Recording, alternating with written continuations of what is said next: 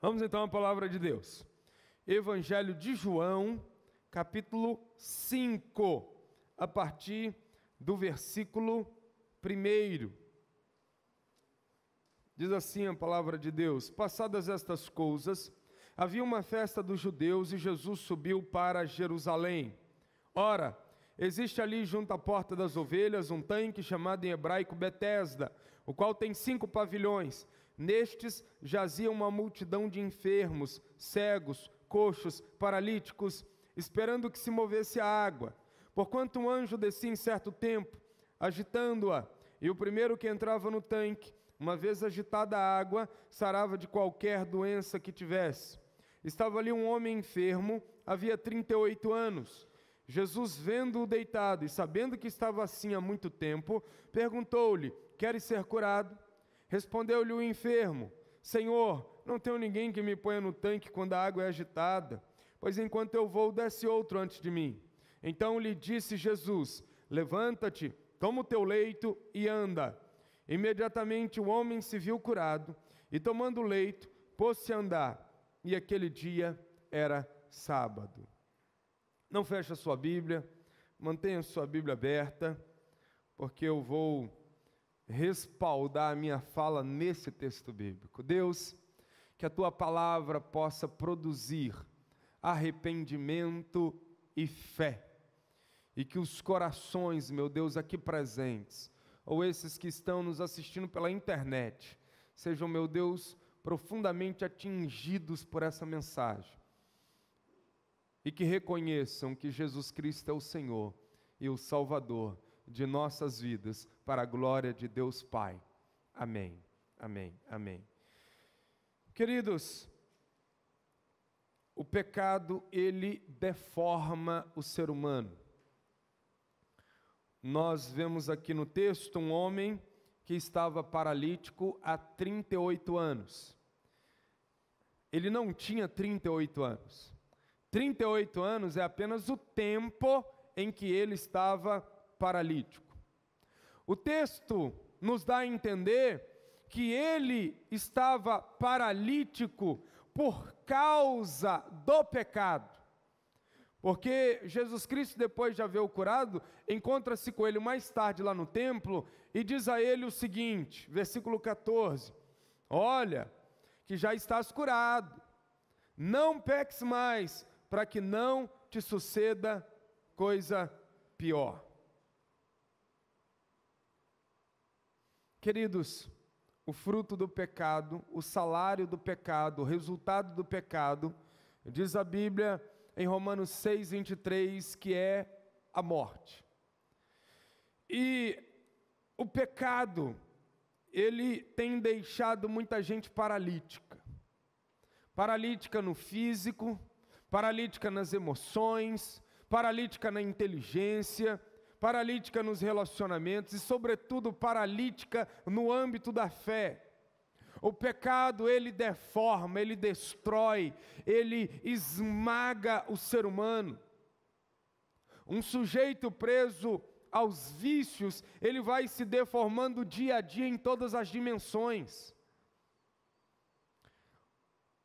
Uma mulher presa à prostituição, ela vai dia a dia se deformando e se paralisando no caráter. Ela vai sofrendo uma amputação dos valores do ser interior. Um homem envolvido, por exemplo, com práticas de magia negra, ele vai deformando com estas práticas abomináveis a Deus a sua própria vida, e a feiura do pecado se manifesta. Querido, ser humano nenhum consegue escapar por si mesmo das consequências do pecado. Esse homem aqui, nós não sabemos o nome dele, o resultado direto do pecado dele foi a paralisia. Teve uma paralisia motora, as pernas não respondiam, e 38 anos ele vive nessa condição. Agora, muita gente não ficará paralítico no físico, literalmente falando, mas o pecado vai gerar paralisação no ser, na alma. E a grande pergunta que nós devemos fazer diante disso é como reverter essa paralisia do pecado. Mas segura essa pergunta aí, porque antes eu quero mostrar a você o que não pode reverter essa paralisia fruto do pecado. O que é que não pode reverter essa paralisia? O que é que não pode reverter os efeitos do pecado? O que é que não pode reverter a maldição do pecado de sobre o homem? Em primeiro lugar, os anjos. E esse paralítico aqui do texto, ele esperava o milagre pelas mãos dos anjos.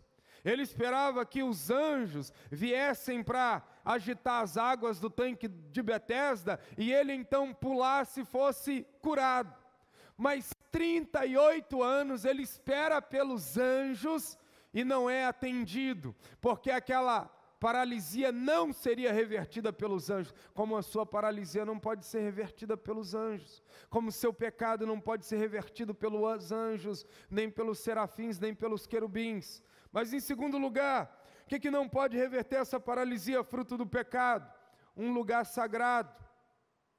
O paralítico esperava o seu milagre diretamente do tanque de Betesda, mas o tanque de Betesda não pôde lhe ajudar. Como templos religiosos não podem te ajudar, como escadarias que dizem sagradas não podem te ajudar, como basílicas não podem te ajudar, como catedrais não podem te ajudar. Não é o lugar em si mesmo que gera essa cura, esse milagre. Mas em terceiro lugar, o que não pode reverter essa paralisia? As pessoas. O paralítico estava ali há 38 anos e ele esperava que as pessoas o jogassem dentro do tanque quando a água fosse agitada, porque ele não podia jogar-se a si mesmo. Mas a gente observa no versículo 7 que ninguém o ajudou a reverter essa condição. Querido, ninguém pode te ajudar no seu pecado. Homem nenhum pode perdoar os seus pecados. Homem nenhum pode tirar de sobre você o efeito maldito do pecado. Então, fiquemos cientes. Os anjos, lugares sagrados, ditos sagrados e pessoas não podem nos ajudar. E ainda observe o seguinte: para que esse paralítico fosse curado, ele precisava ser o primeiro a entrar no tanque. Porque o segundo que entrasse já não era curado, era o primeiro. E para ele ser o primeiro, ele precisaria vencer a concorrência, porque ali estavam coxos, cegos, mudos, ali estavam doentes de todas as sortes, e ele tinha que ser o primeiro. Mas veja, nada deu certo na sua busca por cura da sua paralisia. Ele precisava ser o primeiro, precisava vencer a concorrência e não pôde sequer, preste atenção, fazer algo de bom por si mesmo. Como você não pode fazer algo de bom por si mesmo. Ao contrário, o que você pode é destruir-se a si mesmo. Ao contrário, as suas inclinações são para o mal. A sua carne deseja aquilo que Deus abomina. O seu coração deseja aquilo que é abominável aos olhos de Deus. Você não pode salvar-se a si mesmo, você não pode curar-se a si mesmo, você não pode reverter a sua sorte. Daí você diz assim: pastor, e aí? Que trágica essa mensagem hoje. Tem uma paralisia na alma, os anjos não podem me ajudar, lugares sagrados não podem me ajudar, as pessoas não podem me ajudar e eu mesmo não posso me ajudar. E aí, qual a minha esperança? Qual a minha saída? Qual a minha solução? A nossa solução será sempre Jesus, queridos. Jesus foi ao tanque de Betesda.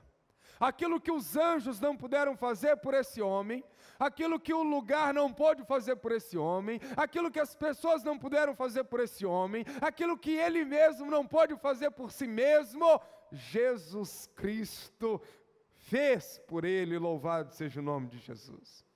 E observe o seguinte: Só houve esperança para esse paralítico porque a lógica de Jesus era diferente da lógica do tanque de Betesda. Qual era a lógica do tanque de Betesda? Premiar os campeões, premiar os primeiros colocados. Quem pulasse era vitorioso, era curado, era sarado, mas o paralítico era o último colocado. Se tinha alguém, gente, que não ia conseguir pular primeiro naquele tanque quando a água fosse agitada, era o paralítico. Jesus entra naquele lugar e Jesus não fica ali assim, opa, vamos ver quem vai ser o campeão do dia. Vamos lá, aquele que pular primeiro. Não, Jesus vai olhar justamente para o último colocado. Jesus vai olhar justamente para aquele que mais carece, que mais necessita, que mais precisa da sua atenção, da sua chegada, do seu abraço, que é aquele paralítico. É por isso que há esperança para você nessa noite. Há esperança para você, que a semelhança do paralítico anda aí mal, rejeitado, desprezado, na solidão. Você que anda aí com os fantasmas da culpa do pecado assolando a sua cabeça. Jesus Cristo entrou neste lugar não para procurar os campeões, não para procurar aqueles que têm justiça própria. Ele veio a esse tanque de Betesda aqui para procurar você que está arrebentado na alma, que está arrebentado no coração e que está se autodestruindo. Ele veio aqui hoje para chegar para você e dizer, basta, chega, o que o tanque de Betesda não faz por você, eu posso fazer. Louvado seja o nome de Jesus. Isso é maravilhoso, irmãos, porque Jesus não trabalha com méritos. Jesus não se impressiona com as nossas façanhas. Jesus não nos olha para procurar em nós habilidades, não. Ele olha para nós e o que Ele vê são seres pecadores, adoecidos, paralíticos na alma, que precisam de uma intervenção da parte dEle, e isso se chama graça, favor imerecido. Aquilo que nós não merecemos, gratuitamente Ele nos dá. Esse paralítico de 38 anos, ele não fez nada por merecer a graça de Deus, ao contrário, o que ele fez foi pecar, até que esse pecado desenvolvesse essa paralisia na alma dele, e Jesus veio ao encontro dele com a sua graça, com o seu favor imerecido, e o põe de pé. Se nesse culto você também, a semelhança do publicano, bater no peito e dizer, Deus, ser propício a mim, pecador, pode ter certeza, você sairá desse lugar justificado em pé para a glória dEle. Ainda vejo o seguinte, a esperança para a reversão da sua paralisia de alma é certa, é possível, porque Jesus também trabalha diferente da lógica da religião. Veja, Jesus vai ao tanque de Betesda em qual dia, diz o texto? No sábado. O sábado para os judeus, os religiosos daqueles dias, estava recheado de detalhes, de dogmas, de usos e costumes que impediam até alguém de fazer o bem para quem necessitava. Esse homem paralítico, pela ótica da religião, devia continuar paralítico, pelo menos no sábado. Pelo menos no sábado. E Jesus entra. A lógica dele não é a lógica da religião.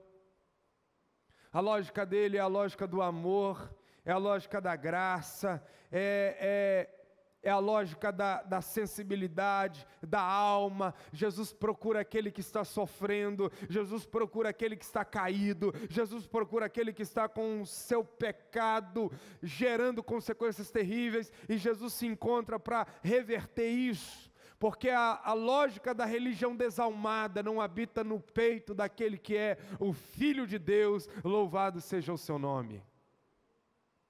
Jesus não está aqui hoje para cumprir protocolos religiosos.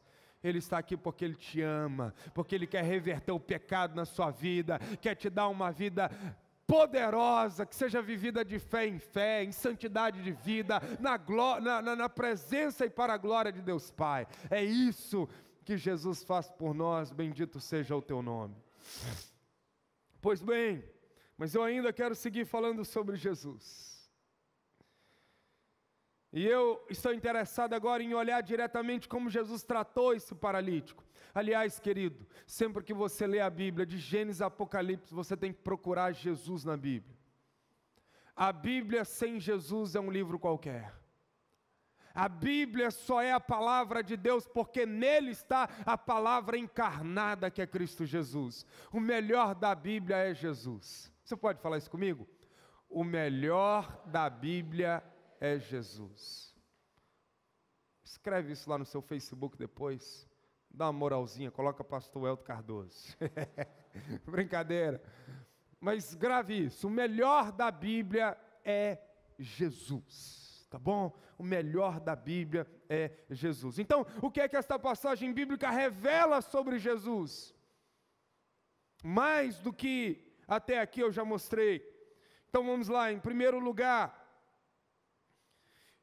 esse texto revela, esse texto mostra, esse texto expressa muito sobre o Filho de Deus. Em primeiro lugar, Jesus se compadece daquele cujo tempo de vida é marcado pelo sofrimento.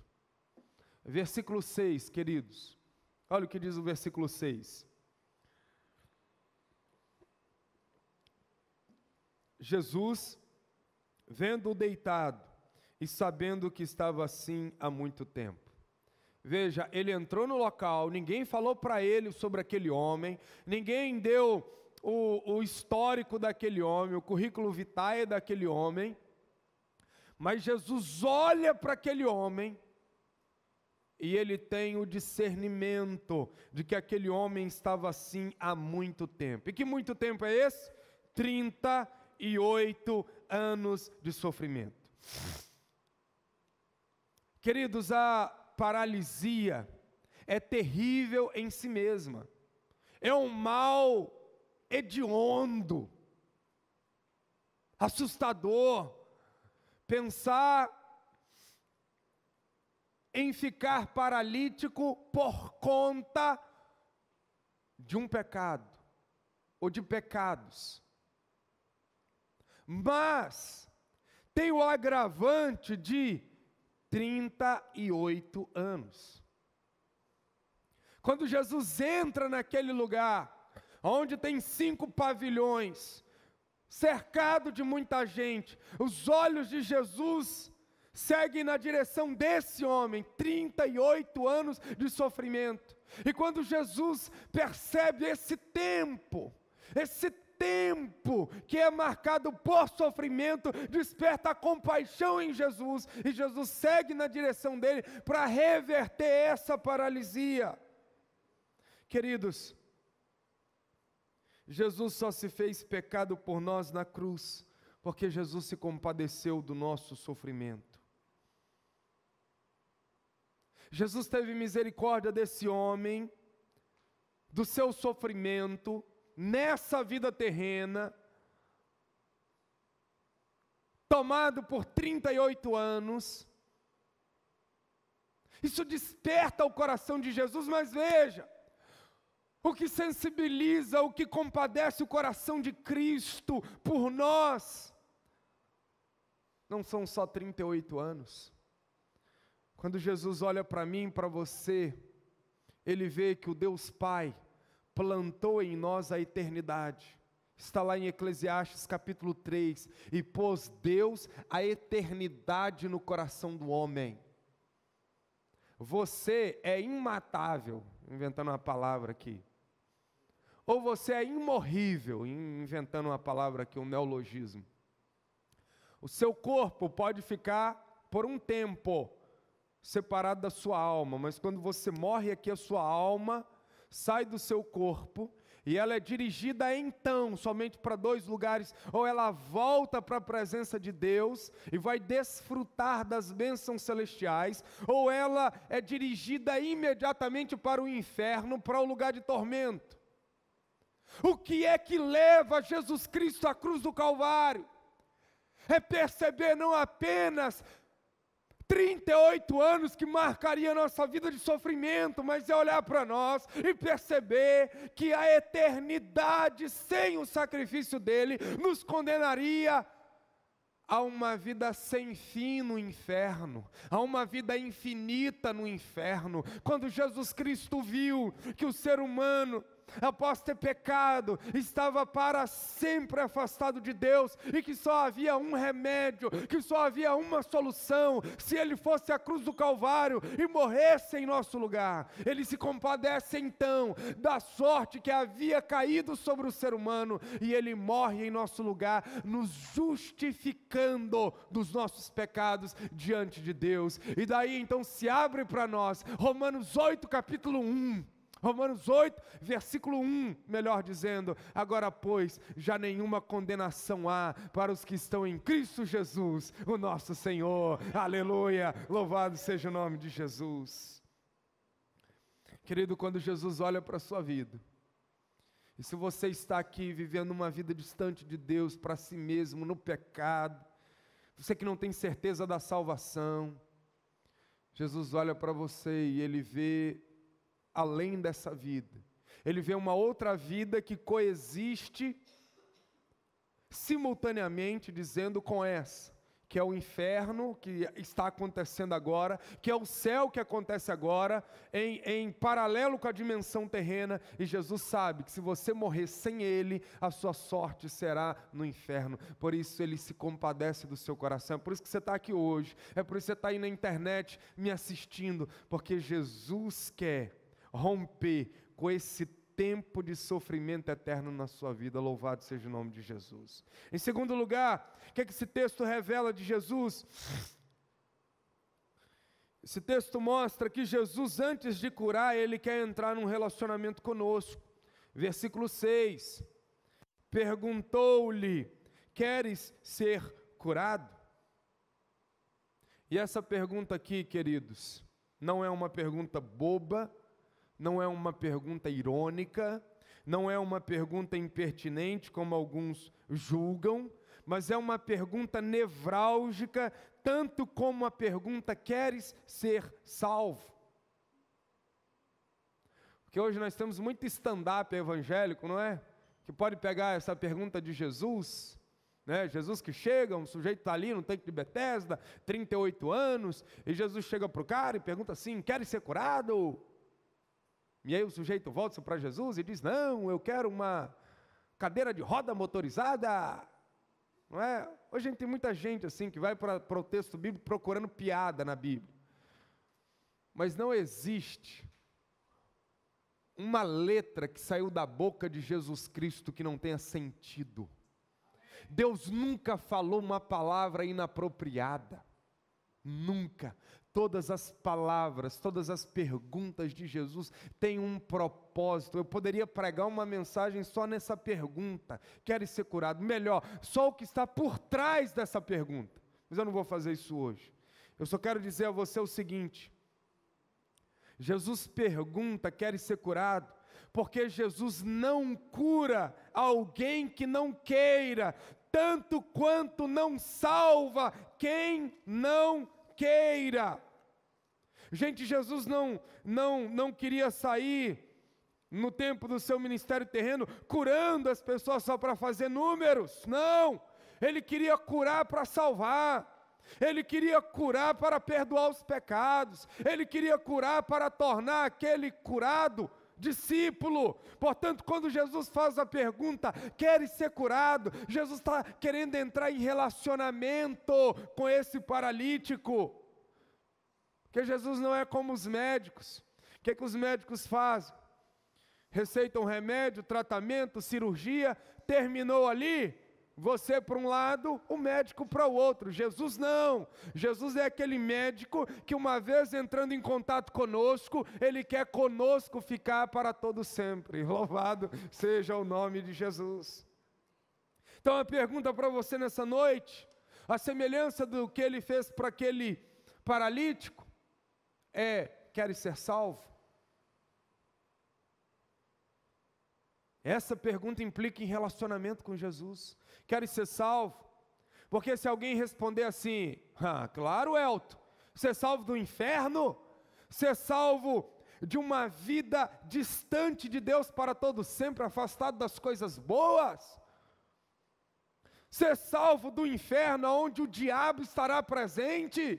Claro que eu quero. Mas assim, eu só não quero relacionamento com Jesus agora.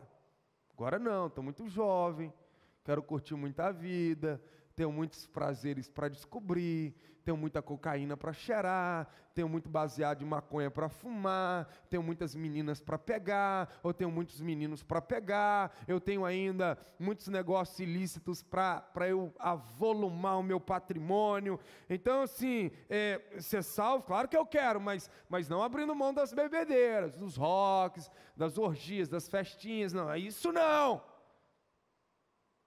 Pois é. Quem responde assim continuará perdido. Porque para ser salvo, é preciso entrar num relacionamento tão íntimo com Jesus, que a nossa vida será totalmente transformada pela vida dele em nós. Nossos valores vão ser outros, nossos princípios outros, nossa maneira de enxergar a vida será outra, as nossas esperanças serão completamente mudadas, a gente vai ter um novo olhar para a vida, nós seremos abduzidos pela eternidade, nós vamos começar agora não mais comer lixo do mundo, a gente vai começar a participar da ceia, comer o pão, tomar o cálice, a gente em vez de entrar nos prazeres e na glutonaria da vida, a gente vai começar a jejuar para ter relacionamento com Ele, vida com Ele, a salvação implica em relacionamento com Jesus. E é isso que Jesus quer fazer na sua vida. Jesus quer muito mais do que você tem dado a Ele. Jesus quer entrar num relacionamento íntimo com você. Por isso que Ele está aqui te perguntando: quer ser salvo? Mas Ele não quer só te tirar do inferno. Ele quer hoje já desencadear a vida eterna no seu coração, porque João 17,3 diz assim: e a vida eterna é esta, que te conheçam a ti, como único e verdadeiro Deus, e a Jesus Cristo a quem enviaste. Mas seguindo, em terceiro lugar, o que esse texto nos revela sobre Jesus? Esse texto mostra a paciência de Jesus com os nossos escapismos. Olha ali, Jesus se mostra paciente com os nossos escapismos. Qual é a resposta do enfermo a Jesus Cristo? Olha o versículo 7. Ele disse assim: Senhor, sabe assim, eu não tenho ninguém que me ponha no tanque quando a água é agitada, pois enquanto eu vou, desce outro antes de mim. Aí, Jesus poderia ter dado uma resposta dura no paralítico, não é? Alá tolerância zero, não é? Mas Jesus não endureceu a conversa, não. Ele desconsiderou a fala e seguiu com o seu plano de cura para aquele que necessitava dela. Olha, alguns de vocês têm sido escapistas nas respostas. Tipo assim, você quer ser salvo? Aí o sujeito diz assim: eu ainda estou muito jovem, estou fazendo muitos planos. Não, a pergunta é: você quer ser salvo? E a pessoa sai pela tangente. Você quer ser um líder no reino de Deus? A pessoa até queria, mas a faculdade. Você quer se batizar e confessar a sua fé em Jesus? Assim, eu estou correndo nesse momento atrás das coisas do meu casamento. Depois a gente pensa nisso. Não, agora eu estou preocupado com o chá de bebê do meu filho. Depois a gente conversa sobre isso. E a pessoa então vai protelando. E o texto mostra que Jesus tem sido paciente com a sua protelação. Só que você precisa ter cuidado, porque talvez você já tenha esticado a corda da misericórdia ao máximo. E agora ela pode estourar. A paciência de Jesus Cristo em relação a nós dura o espaço da nossa vida. No dia que a gente morre, acaba-se essa paciência de Jesus. Jesus te trouxe aqui para dizer isso para você, para dizer assim: ó, Marcos, ei, Patrícia, eu estou sendo muito paciente com você. Eu estou te perguntando, queres ser salvo, e você está me dando respostas escapistas. Eu estou te perguntando, você quer andar comigo e você fica saindo pela tangente. Eu estou te perguntando, você quer ser um líder no meu reino e você tem sempre uma válvula de escape. Mas hoje eu quero uma resposta sua. Queres ser salvo? Não protele mais. O amanhã não nos pertence. Pode ser tudo ou nada agora nesse culto. Por isso, como mensageiro de Deus, eu digo para você, renda a sua vida a Jesus. Mas ainda em quarto lugar, Jesus não nos quer estacionados na vida. Versículo 8. Então lhe disse Jesus, levanta-te, toma o teu leito e anda. Deixa eu só abrir um parêntese aqui. Veja bem, aquilo que carregava o homem, agora devia ser carregado por ele. Ou seja, aquilo que o prendia, o leito, está agora dominado e controlado por ele. Olha que coisa linda, queridos. Olha a liberdade que Deus nos quer dar. Quando alguém diz assim, eu não me torno cristão, porque a minha vida será uma vida aprisionada, realmente não compreendeu Jesus Cristo.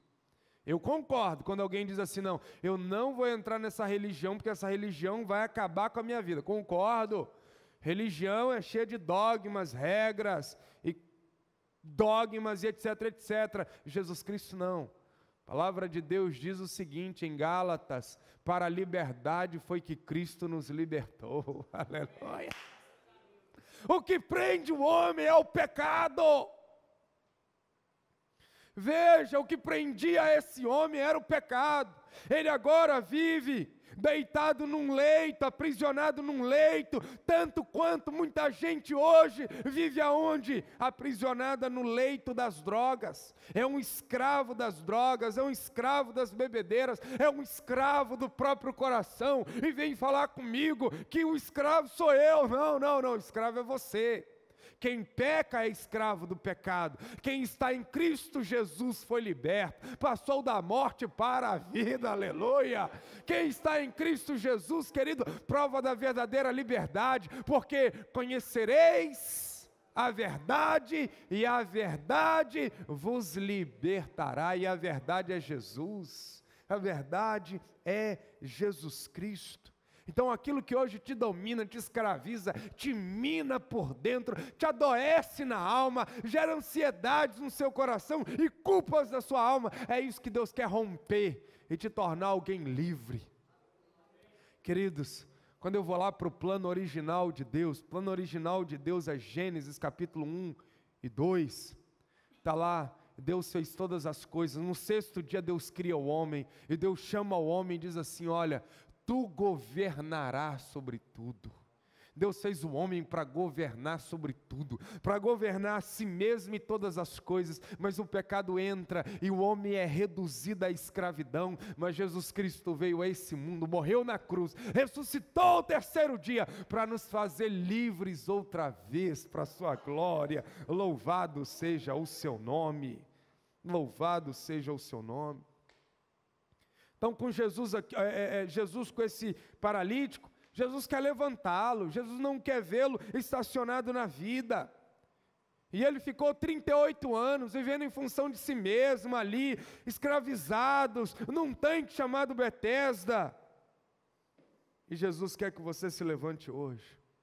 Pare de viver em função de si mesmo, isso só te adoece. Pare de viver em função do pecado, isso só te escraviza. Pare de viver com paralisias no coração, isso só te afasta de Deus. Levante-se hoje, em nome de Jesus, para a liberdade, para ser alguém que vai viver para a glória de Deus, alguém que vai trabalhar no reino de Deus, alguém que vai ter prazer em estar com os filhos de Deus, alguém que vai pisar no chão dessa vida com a esperança da eternidade no coração, sabe? Não vai viver estacionado, vai viver em movimento, em proatividade para a glória de Jesus. E o quinto e último ponto que esse texto me revela sobre Jesus é que Jesus nos alerta sobre o alto preço do pecado. Versículo 14. Jesus já o tinha curado, mas Jesus se afastou dali por um momento.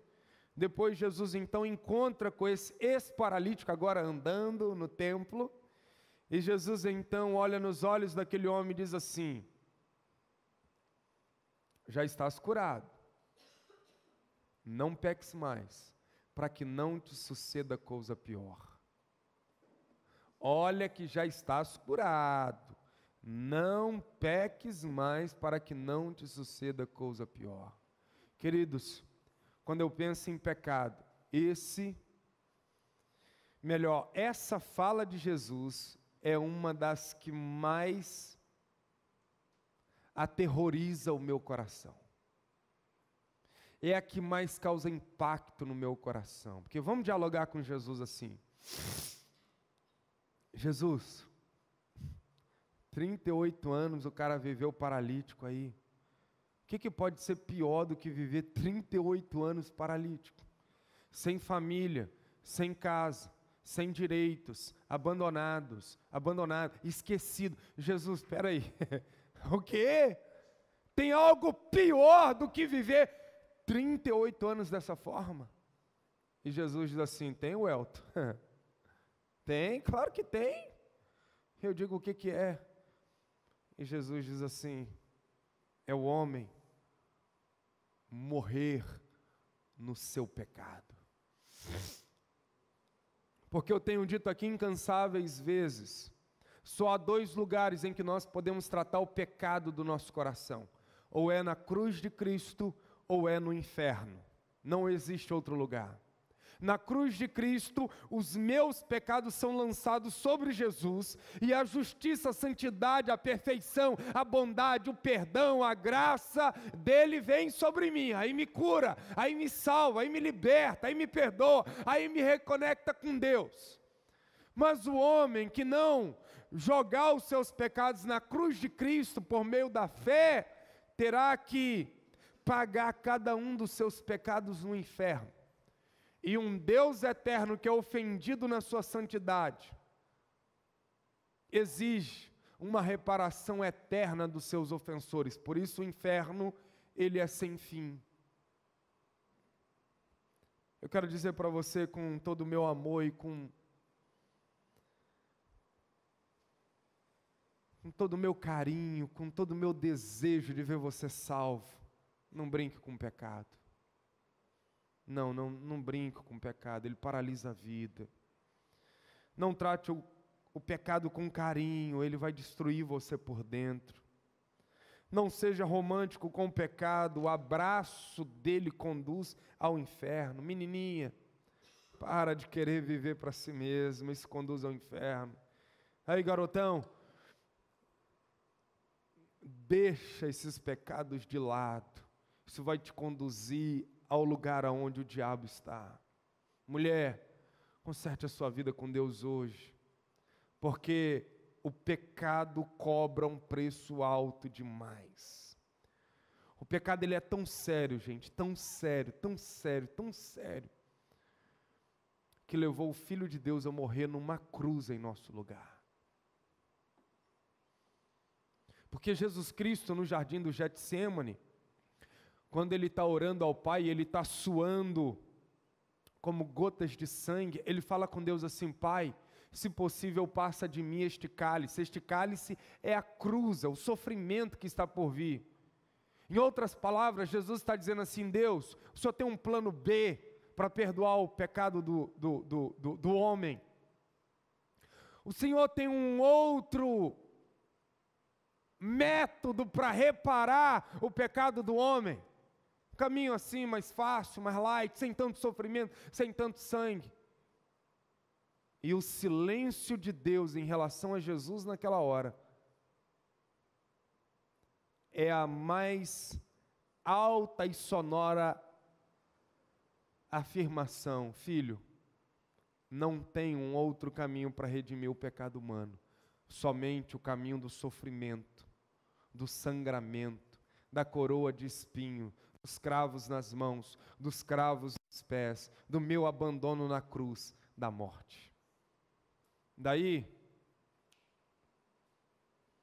nós devemos pensar o seguinte: se Deus não poupou o seu próprio filho da cruz do Calvário, você acha mesmo que esse homem e essa mulher que vive todos os dias ofendendo a santidade de Deus, não reconhece a Deus, não se importa com Deus, não está nem aí para os mandamentos de Deus, não está nem aí para Deus, você acha mesmo que Deus vai poupá-lo do inferno?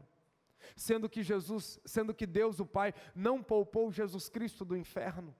Jesus Cristo na cruz, ele experimenta o inferno, quando ele diz, Deus meu, por que me desamparaste? Ele está provando do inferno ali. Inferno é a ausência total de Deus. Querido, não brinque com o pecado te conduzirá ao tormento eterno. Mas eu concluo com uma boa notícia. Esse acontecimento, esse episódio, essa história de Jesus Cristo com esse homem paralítico, revela que Jesus é incansável na sua missão. Porque depois Jesus ele é indagado pelos religiosos, porque ele havia feito aquele milagre no sábado, e Jesus diz assim para os religiosos, o meu Pai, Deus que está nos céus, trabalha até agora, e eu trabalho também. E a pergunta que nós devemos fazer é, que trabalho é esse que Jesus executa até agora? E a gente olha para o texto e o contexto diz, a cura dos paralíticos. O trabalho de Jesus é curar paralíticos. Você está aqui, paralítico, e Ele quer te curar, essa é a boa notícia.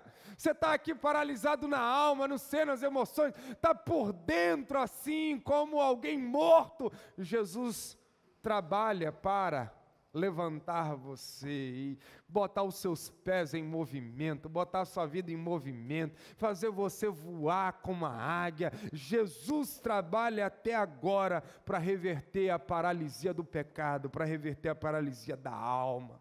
Por isso que eu digo a você aqui, entregue a sua vida a Jesus. Se você ainda não assumiu um compromisso público com Jesus, é hora de assumir. Se você está vivendo uma vida religiosa, essa vida religiosa não vai te isentar do sofrimento eterno. Você diz assim, pastor, eu me batizei, e daí? Tem muita gente batizada que vai para o inferno. Pastor, mas eu participo de todos os cultos, e daí?